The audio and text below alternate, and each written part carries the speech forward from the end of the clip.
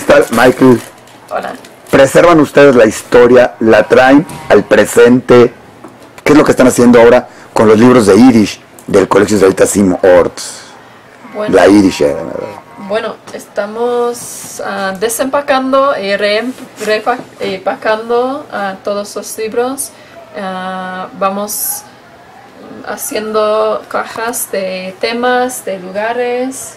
Sí, categorías especiales, autores especiales, temas interesantes, libros raros, únicos, autoras, mujeres. Sí, ponemos a un lado los que son especiales, porque hay, hay tantos escritores, hay algunos que sí buscamos cuando hacemos esto y otros los van encontrando. Y dentro de las cosas que menciona Michael, de libros raros, cosas curiosas, los libros son una historia de una comunidad. ¿Qué han encontrado en estos libros que son especiales porque son de la comunidad judía de México, de la comunidad ashkenazí? Pues hemos encontrado muchos de México, muchos quedan aquí porque son importantes a la comunidad. Uno que es muy interesante es Stadt von Palatzen. Sí. El poeta es Isaac Berliner y tiene ilustraciones de Diego Rivera. Sí, aquí tenemos. Pero solamente hemos encontrado uno. Pues Esperamos que encontraremos más. Bueno, pues te eso. puedo decir, de ese puedes encontrar toda una plática de los parientes de Berliner, hablando del libro, hablando de la historia. En Diario Judío tuvimos hace poco una presentación con ellos, hablando de este libro en especial y con los poemas contados por Becky Rubinstein y más personas. Entonces, muy interesante ese libro, porque es, para que la gente lo entienda, es la ciudad de los palacios, en Yiddish, con ilustraciones del gran pintor mexicano Diego Rivera. Y otro es muy histórico. Este es otro ejemplo que es de México de 27 y tiene de los tres grandes escritores de México, Isaac Berliner, Jacobo Lanz y Moishe Glikovsky, lo siento. Y es bien ilustrado y todo.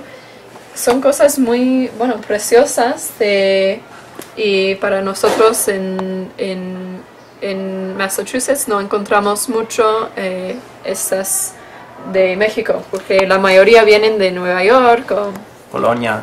También hay muchos aquí de otros países latinoamericanos como Uruguay, y Brasil y Chile, Cuba, Costa Rica. Sí, y eso también muy. ¿Qué sucede con todo este acervo que se llevan ustedes? ¿Qué pasa con él? Porque muchos dirán, bueno, ¿por qué? Mejor que se quede en México, aunque en México haya alguien que lo vea, no lo vea. Pero ¿por qué llevárselo a Massachusetts? ¿Qué hacen? ¿A dónde se lo llevan? ¿Y qué pasa con él?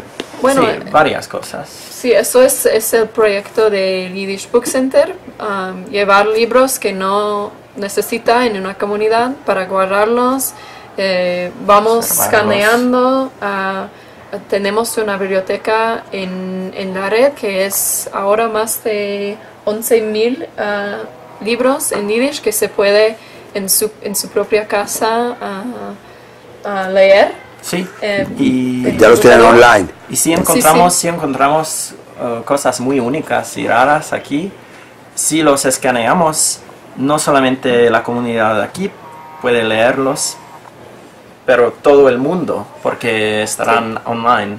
Y también tenemos un proyecto ahora con la Biblioteca Nacional de Israel, que ellos también van a tener copias en su biblioteca digital y vamos trabajando juntos para hacer una biblioteca universal de Yiddish online. Muchos dirían, ¿para qué una biblioteca online en Yiddish? ¿Qué pasa con el Yiddish? ¿Cómo ven ustedes el Yiddish? Que para muchos dirían, bueno, ya, para otros es un idioma, es un lenguaje, se sigue usando, se sigue hablando. ¿Cuál es hoy en día el Yiddish y su futuro? Bueno, hay muchas partes de esa historia, yo creo, pero lo de la biblioteca yo creo que es un recurso muy importante para los que estudian Yiddish, para tenerlo todo a mano aún así muy rápido, para tener todo. No hay que tener una biblioteca grandísima en casa, se puede encontrar pero de otra pregunta. Pues la condición de Yiddish hoy, no sé, pues hay muchísimos que estudian Yiddish, jóvenes, y los que no son jóvenes que investigan Yiddish, o hay muchas casas también que se habla Yiddish en la casa, y no solamente casas muy religiosas, como hay una empleada de nuestro centro de Yiddish, que con su esposo y su niña, ellos hablan Yiddish en la casa solamente. Sí, y el domingo voy a dar unos ejemplos de eso, de qué pasa hoy con el Yiddish, y porque también es gran parte del teatro, del arte judío, creo, y la música. Sí. Es importante tener presente el Yiddish con toda esa herencia que nos ha dejado, la cultura, parte de la gran riqueza de la comunidad que nacía alrededor del mundo es ese Yiddish, y los escritores y todo. Es importante tenerlos. Sí, claro. Hay tanto de nuestra historia de la gente judía que está escondida en estos libros. Porque la mayoría no son traducidos, entonces hay que guardar esto, y hay que saber Yiddish para descubrir. Es la clave para toda esta historia. Claro. En su trabajo en el Book Center, en el Yiddish Book Center, ¿hacen algo respecto a traducir estos libros también? ¿O de poner alguna semblanza en español, en inglés, en algo para que la gente los encuentre? Sí. ¿O solamente sirve para la gente que sabe Yiddish? No, también tenemos un proyecto de traducción y vamos entrenando a los traductores jóvenes, porque lo que pasa con la traducción Yiddish es que había muchos que sabían todo de Yiddish y que traducieron mucho, pero ya se fueron de este mundo. Entonces hay que hacer una nueva generación de traductores, y eso hicimos. Bueno, tú puedes hablar porque la semana que viene vas a hacer algo con eso. Sí, van a tener como 20 traductores en el centro por un fin de semana que estudian cómo traducir, y cada uno tiene un proyecto, una novela o una colección de poemas que ellos tratan de traducir a inglés.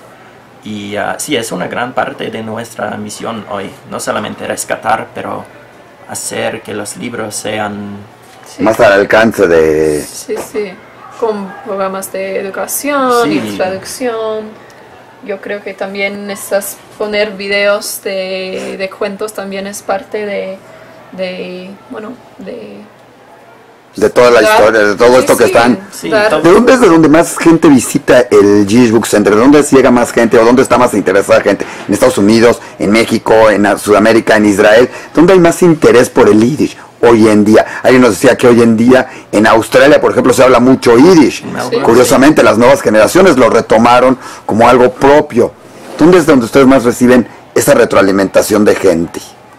Bueno, yo creo que hay hay centros por todo el mundo donde está Yiddish. No puedo decir que, bueno, sí, en Nueva York, en Los Ángeles, pero también en Montreal, Tel Aviv, es muy importante, en París, Antwerp, por cierto, en Holanda, en Melbourne, Australia. Es seien do Jiden en alle Länder. Claro. Esto es en el primer capítulo de College Yiddish de Weinreich. Buenísimo. Hay judíos en todas partes. Definitivamente. Es más, hace poco aquí hubo un festival que para encontrar al cantante en Yiddish, curiosamente quien venía era alguien que cantaba en Yiddish sin ser judío siquiera. Fue el ganador, venían de Alemania, fue muy interesante, como un rescate de él que le llamó la atención, y varios de los que venían no eran ni siquiera judíos. Hemos tenido gente acá, hemos oído tangos en Yiddish. Es más, el día que se presentó algo del libro de Berliner, ¿sí?, uno de sus familiares toca tangos en Yiddish. Entonces, creo que eso es algo que no sé si también están buscando ustedes rescatar la música. En Diario Judío tenemos Save the Music y hemos rescatado mucho la música en Yiddish y trabajamos mucho en ese sentido. Creo que es una labor importante el acercarlo. ¿Hacen algunas otras actividades para acercarlo a los jóvenes? Sé que tienen un programa también de entrevistas para rescatar. Platícame un poquito de esas historias que vas rescatando y que has encontrado. Bueno, de eso voy a hablar domingo, pero llevamos haciendo eso por 6 años, tenemos ya más de 500 entrevistas que muchos, la mayoría, son ya en nuestro sitio de web, en yiddishbookcenter.org. Se puede encontrar, bueno, hay de gente de todas edades, de jóvenes que hablan yiddish, padres jóvenes que hablan yiddish con los niños, y también gente famosa como Leonard Nimoy, que yo te puedo enseñar un perro que habla yiddish y habla en yiddish. Sí, creo que el perro de Leonard Nimoy también habla. También el de Diario Judío, y tenemos ahí programas de él en yiddish hablando el perro en yiddish. Entonces, sí. Mi perro hablaba yiddish. Ella sabía kosher y treif. Además. Bueno, sí, es que tenemos recursos. El proyecto es poner los recursos en online para que gente vea y puede tener acceso, aunque sea alguien en un pueblito escondido, que se puede encontrar información y cultura yiddish. Sí. ¿Y cuál es la importancia, para terminar, el que estén hoy en día en lo que es la Yiddish? El Colegio Israelita de México, el CIMOR, la Yiddish, como su nombre y la gente lo identifica. Sí. ¿Cuál es la importancia que estén ustedes hoy acá? Que estén dejando, pero también están ayudando a catalogar cosas que se van a quedar acá. ¿Cuál es el valor de todo esto para la Yiddish y para la comunidad judía de México? Pues creo que es un gran honor estar aquí en este lugar que tiene una historia tan rica de Yiddish. He leído un poco del anuario de la escuela, que tiene fotos de las clases y los maestros, y abajo hay Yiddish. Y es... Bueno, ahí vas a encontrar la Lérica Maya, es toda una institución, igual que hasta el Eisenman, varias más por acá. Sí. Sí, bueno, eso, y también creo que esta escuela tiene una historia muy importante, y sí, es único que, bueno, ya sé que ahora ya no tienen Yiddish, pero tenían Yiddish más tarde que muchas otras escuelas en el mundo, y por eso creo que tiene una historia especial, y sí, que había muchos maestros importantes y gente que pasaron por esa escuela. Y sí, encontramos libros que los escritores eran maestros de la escuela. Sí.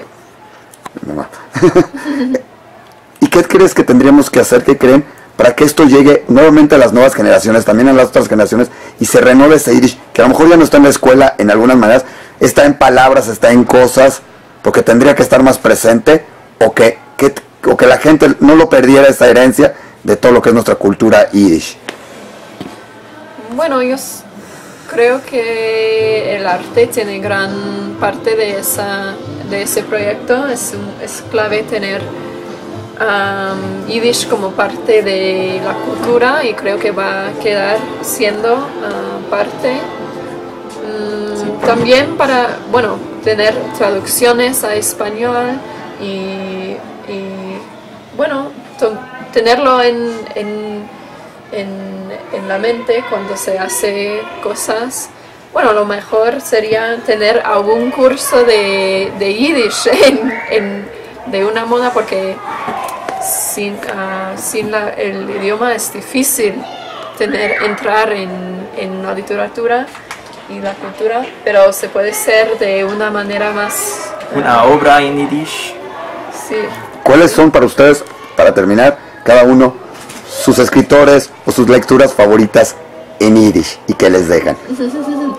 Bueno, para mí definitivamente es Abraham Sutzkever.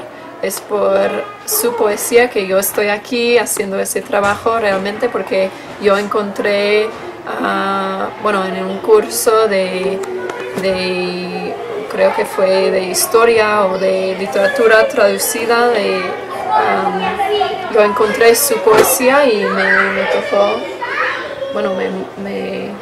me gusta mucho yo creo que es un maestro de poesía del mundo, no solo de Yiddish. Pues tengo muchos que me encantan, pero tal vez especialmente Julius Zinger, y él es el menos famoso hermano de Bashevis Zinger, Sí, también hay una escritora, Esther Kreitman, que es también muy buena, una hermana. Pues Judith Zinger escribió una novela, Die Brüder Ashkenazi, los hermanos Ashkenazi, y me encanta. Yo tengo 3 hermanos mayores y hay mucho en el libro que tiene cosas interesantes, la relación entre hermanos y un dibujo de cómo era en Polonia antes de la guerra, la sociedad judía. Y es una civilización que ya no existe, pues es interesante leer estas cosas que dan una fotografía en letras de cómo era. Pues muchísimas gracias, bienvenidos. Será un placer oírlos el domingo también. Será un gusto ver todo esto que queda como un homenaje del Colegio Israelita de México en el Yiddish Book Center en Massachusetts, y poderlo visitar ahí y que además llegue a muchas nuevas generaciones de diferentes maneras. Bueno, es un honor. Gracias. Sí, muchas gracias.